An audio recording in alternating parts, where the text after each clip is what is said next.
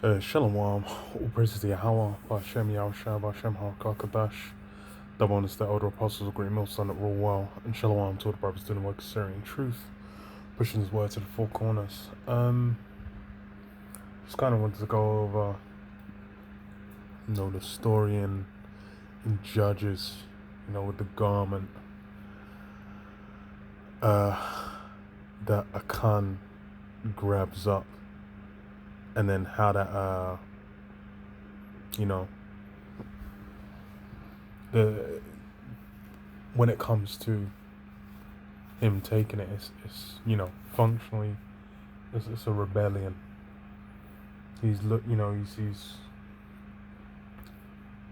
going against the instructions because they were instructed not to take anything from when they're clearing out these places,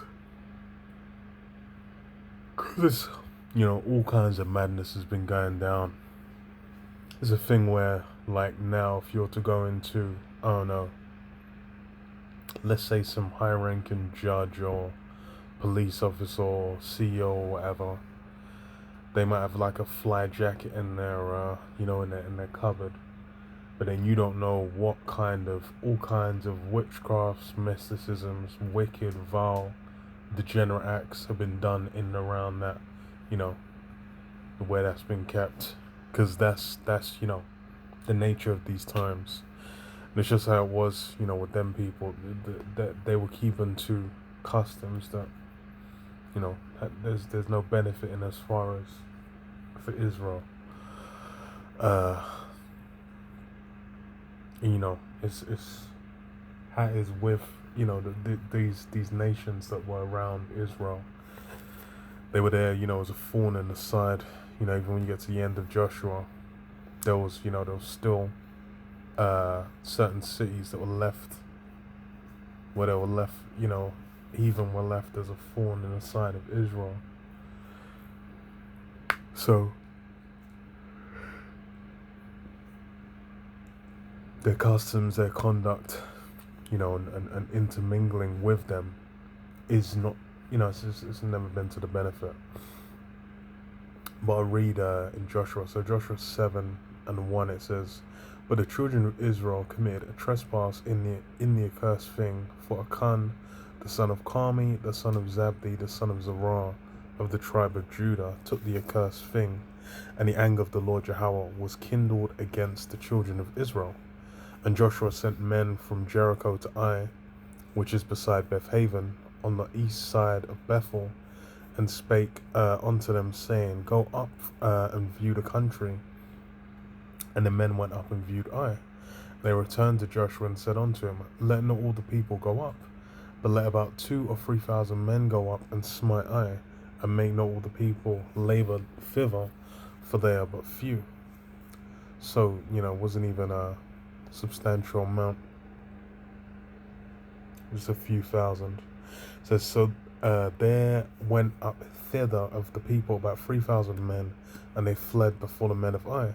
And the men of Ai smote them about 36 men, for they chased from them from before the gate unto Shebarim, and smote them in the going down, wherefore the hearts of the people melted and became as water." So they got cooked. They went to war and got smoked. And then obviously, with the laws as it's stipulated in Deuteronomy 28, says in the first verse, if you keep the laws, these are the blessings. One will put one will put 10 to flight, and 10 will put 1,000 to flight. I can't remember the exact numbers, but your enemies will flee before you. But then obviously the flip side was also presented, where if you didn't, the flip side was where if you don't keep those laws, then you'll flee before your enemies. You'll be smoked, you'll be cooked. Bloody hell, you'll be taken out. And with that happening, then it's like, oh, okay, someone's trespassed against against Israel, and then and that's going to be known, because even the heathen know as well. You go into Numbers with Balak and Balaam, specifying obviously with Balak and Balaam, specifying obviously bloody hell, that if the Most High is with them, what the Most High is you can't go against what the Most High has ordained. Now, if He said bless them, then He can only bless. If He says curse them, He can only curse. Like, you can't just be like, okay, yeah, the Most High is like, okay, no, these guys are keeping, they're on point, so they're gonna be blessed. You can't just then have the heathen just come in and roll through. They ain't gonna run. So this is verse 6. And Joshua rent his clothes and fell to the earth upon his face before the ark of the Lord Yahweh until the eventide, he and the elders of Israel, and put dust upon their heads. And Joshua said, Alas, O Lord, power, wherefore hast thou at all brought this people over Jordan to deliver us into the hand of the Amorites to destroy us? Would to the Most High, would to the power, we have been content and dwelt on the other side Jordan.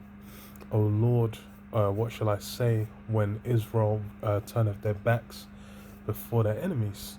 For the Canaanites and all the inhabitants of the land shall hear of it, and shall environ us round, and cut off our name from the earth. And what wilt thou do unto thy great name? And the Lord Yahweh said unto Joshua, Get thee up, wherefore liest thou thus upon thy face? Israel have sinned, and they have also transgressed my covenant, which I commanded them. And yeah, that's the key aspect. When it's basically we're given instruction, given, the tools, as far as to be, to receive the rewards.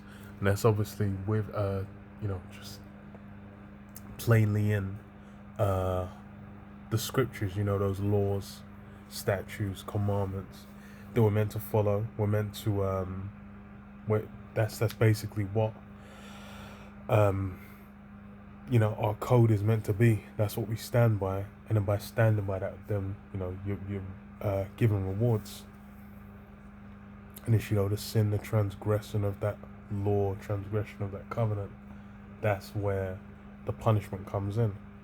And it's really an instruction. It's like that rebelliousness, that stiff-neckedness of those among Israel.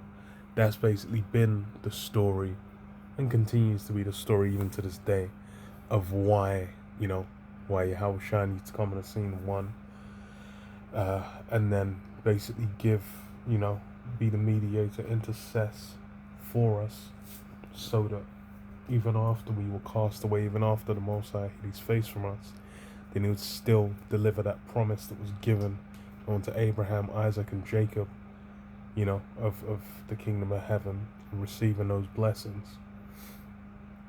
But obviously it's this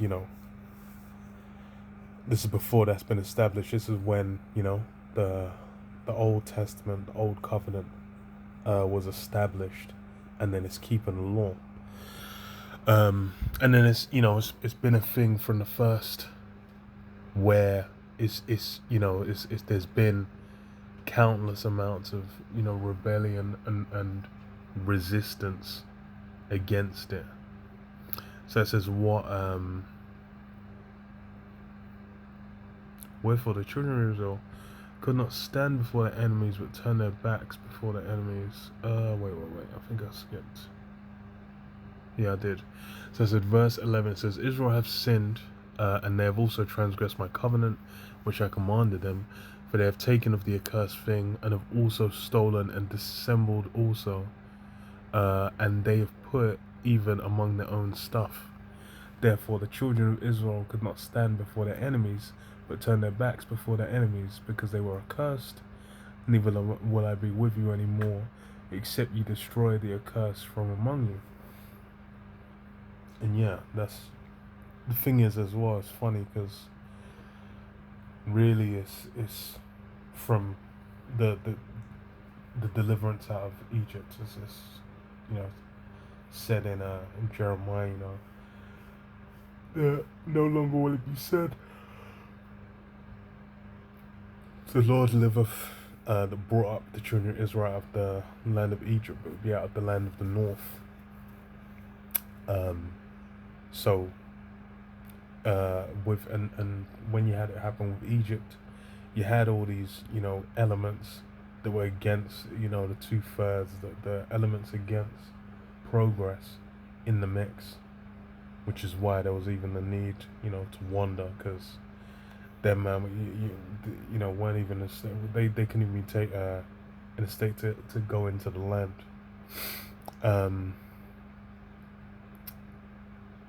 But then what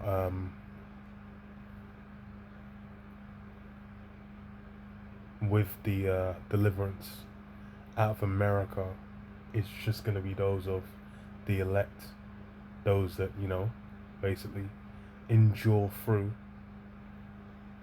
and then become joint heirs, become that core government body, that core of Israel, cosmos.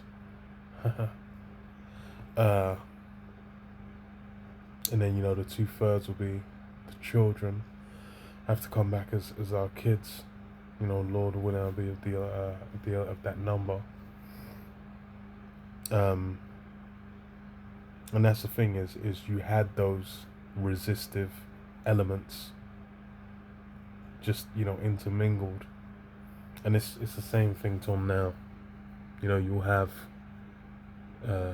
even amongst those that call themselves Israel, elements there where it's it can be evident they resist. They might just mingle different things in with their doctrine. They might want to chop and change the name, or chop and change particular things. They might not want to give due honors to those that came before them. They don't want to pretend like they just sprung up with these things themselves and received the divine oracles from the Most High personally. But obviously it's something wherein it's those things, it's the same thing happening, echoing time and again till we get into the kingdom. And that's when gonna have that twinkling of an eye of the Lord's part, our inward parts, to where amongst Israel it's not going to be possible to break the law. But as far as for now, even till now, we're still in that flesh. We're still subject to the flesh. The creature is made subject to vanity. So you're gonna be susceptible to these demons, to things in the world.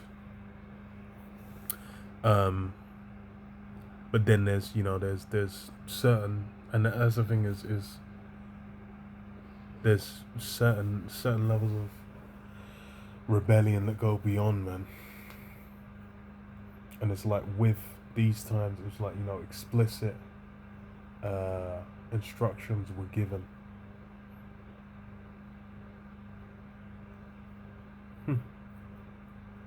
And it's like resisting against those instructions, man. Rebelling. I'm gonna read after about Saul. It clarifies what that rebellion is, because that's really the the mindset. It's very much a modern e-source system and society idea and approach. Because the reality of it is with the modern world, they kind of have it where be so-called free thinking and rebellious and whatever is a virtue, but then in actuality they're just pushing the doctrine of witchcraft, because that's the origin of it. Do as thou wilt. And that's really why maintain following the instructions, the role that you were given, the the parameters of what you need to do Yahushua basically gives instruction on what we're here to do. Feed my sheep, go out to the highways and hedges. It's plainly communicated what we need to do and get down with. But then you're thinking, oh, I'm just gonna actually scrap all that and just do it my way. Okay, we're not even gonna teach that. We're gonna teach something else. Or there's various things, ways in which that manifest. Because that's just been how it's been. So it says, therefore the children of Israel could not stand before their enemies, but turned their backs before their enemies, because they were accursed. Neither will I be with you any more, except you destroy the accursed from among you. Up, sanctify the people, and say, sanctify yourselves against tomorrow. For thus saith the Lord Yahweh, power of Israel, there is an accursed thing in the midst of thee, O Israel. Thou canst not stand before thine enemies until you take away the accursed thing from among you. In the morning, therefore, ye shall be brought according to your tribes, and it shall be that the tribe which the Lord Yahweh taketh shall come according to the families thereof. And the family which the Lord Yahweh shall take shall come by households, and the household which the Lord Yahweh shall take shall come man by man. And it shall be that he that is taken with the accursed thing shall be burnt with fire, he and all that he hath, because he hath transgressed the covenant of the Lord Yahweh, because he wrought folly in Israel. So, this was a circumstance where, the judgment was executed because, it's a time of war, it's a time of conquest, of receiving the inheritance that was promised, a portion of it, a portion that would endure for a time. And that's why it's, you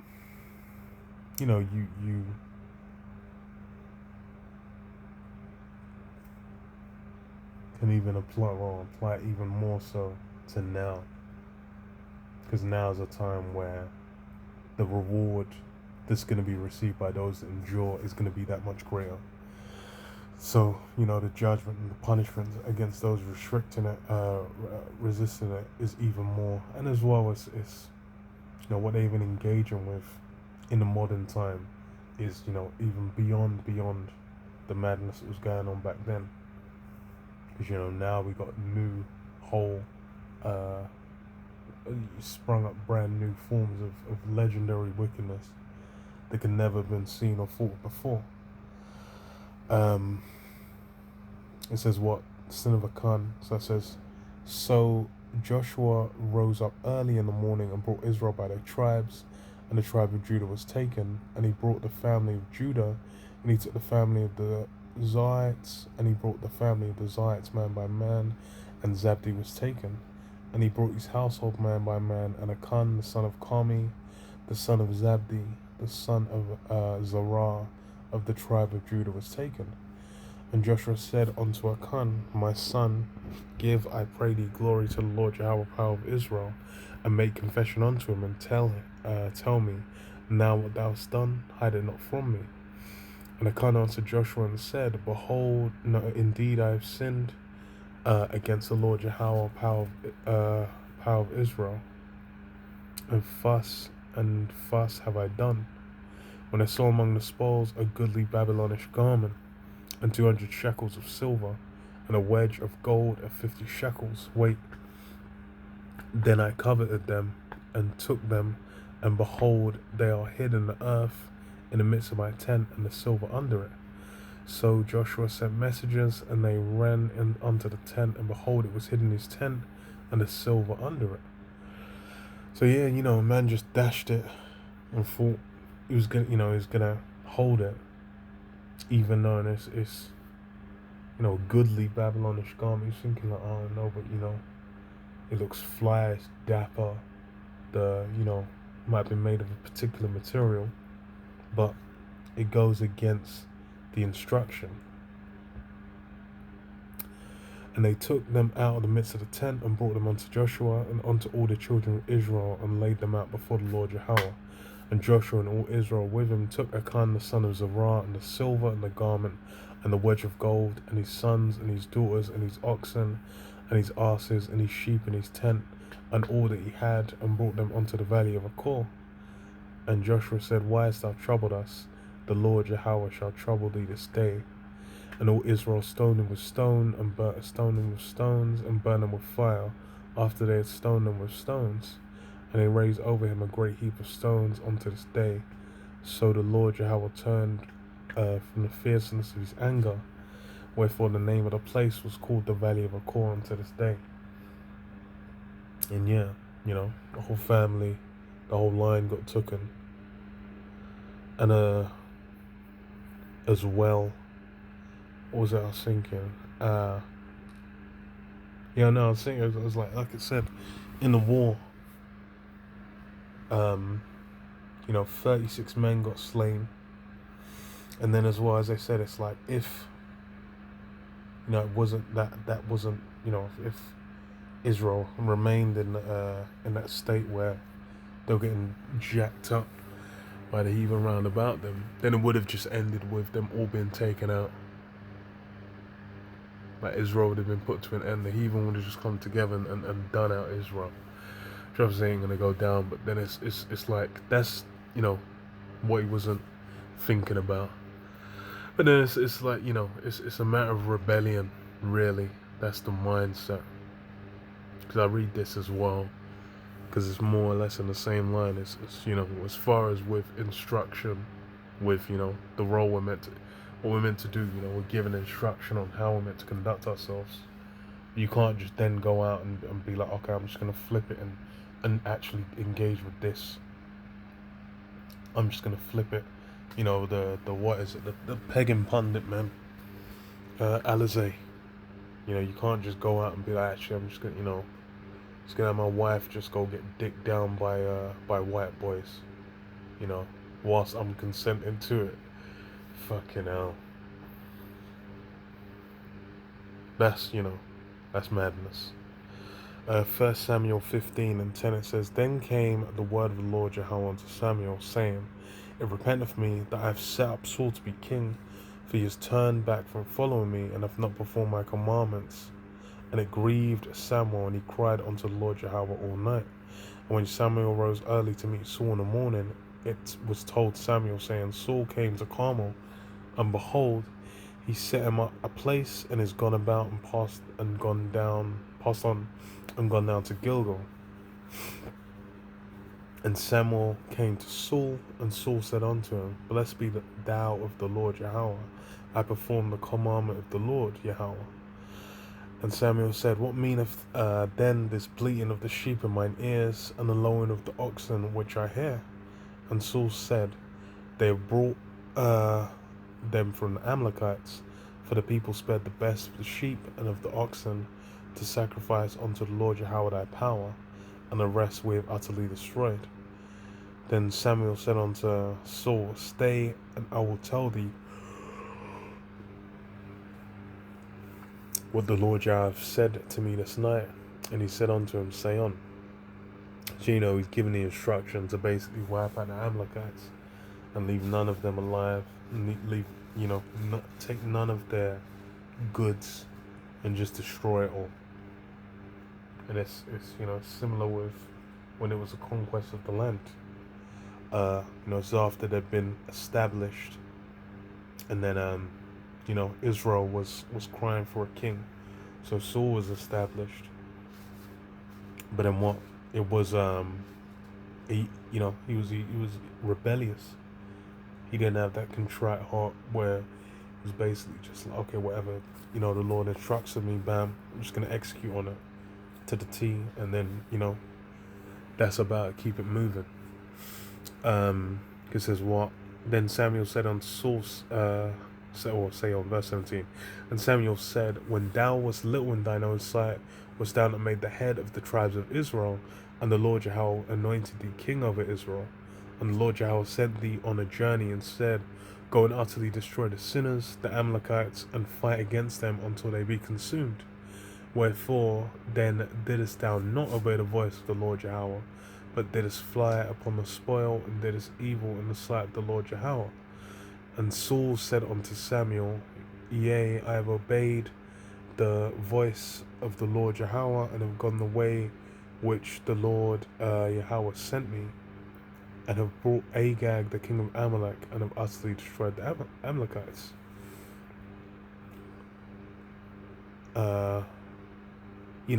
Man set his own parameters, and that's time and again, the same folly that enraptures Israel. But that's the nature of this time.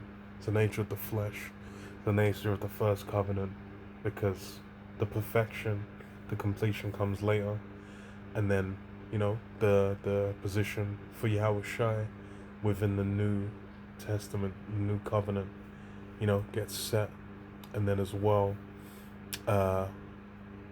it basically goes, with the dynamic, the desire with which how the Lord Yahweh wanted it to run, man.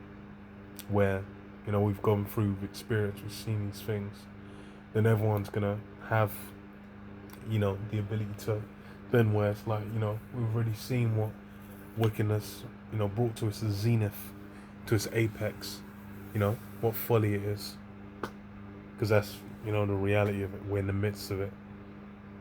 When we get into the kingdom, and then we're dealing with things with the it's just gonna yeah. Like why a man out here working 9 to 5s, living in the cupboard under the stairs, your wife's giving you no naan for like 3 months.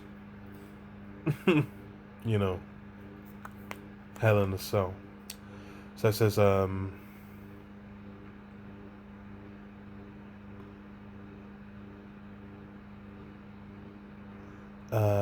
verse 41, but the people took of the spoil, sheep and oxen, the chief of the things which should have been utterly destroyed, to sacrifice unto the Lord Yahweh thy power in Gilgal.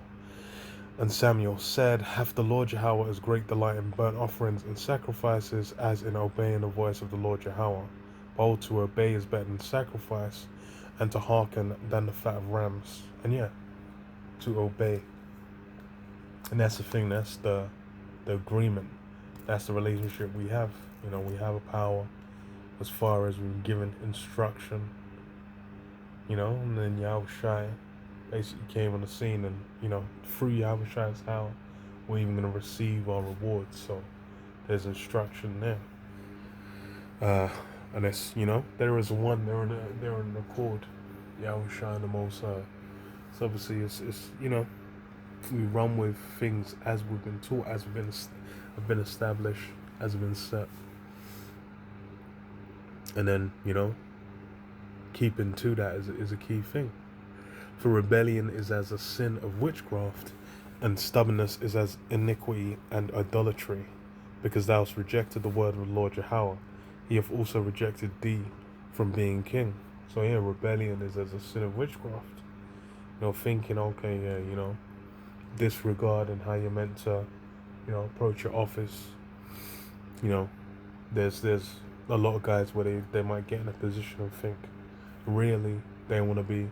A lot of these guys that set up these different groups, they were just thinking they wanted to be the top dog. They wanted to be the head. But then it's the same thing with what was I thinking of? Korah, gainsaying of Korah. Where he was saying, okay, no, actually I can, Moses ain't the one. I'm the one that's been established. You should let me take that office. But then what happened? He got swallowed up by the ground. And these are the things where it's like, that instruction, really rebellion is a sin of witchcraft. And then you can see within Esau's system, what Esau labored in from his youth was that witchcraft. The astrologers, the stargazers, all these things. You go back to Victorian times, there was all those things were a big attraction, a big interest for people of the time. Egyptology, going into them ancient forms of Egyptian pharaohs, how they conducted themselves and lived, different forms of witchcraft, ancient forms of mysticism. These things have always been the interest of Esau, and that's how he established even his rulership this time and previously as well. As the Greeks and the Romans, and that witchcraft is culminated in a society where everything's just in rebellion against the scriptures, against the truth. That's really what you're engaging. That's what you're in tune with. Fucking hell. That's when you're in tune with.